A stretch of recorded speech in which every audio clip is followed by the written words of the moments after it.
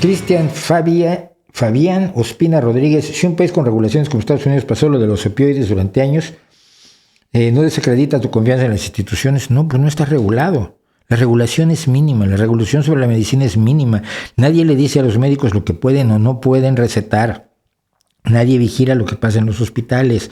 No hay supervisión gubernamental y no hay medicina privada, no hay medicina socializada que se encargue de supervisar a la privada. Existe la medicina socializada, existe Medicare y Medicaid, pero que generalmente se dan a través de la medicina privada. Nuevamente, los hospitales públicos son escasísimos en Estados Unidos. Las clínicas públicas, lo que pasa es que Medicare y Medicaid funcionan igual que los seguros privados y pagan la atención que te dan en hospitales privados. Así que el problema es ese, que no hay la suficiente regulación. Esto no puede pasar en España por los médicos, que la gran mayoría de los médicos trabajan en la pública y que por lo tanto no estudian medicina para hacerse ricos. Quien estudia medicina es porque es por verdadera vocación, porque aquí en España no se va a hacer rico, salvo muy pocas excepciones, y sirve a la gran élite y tal.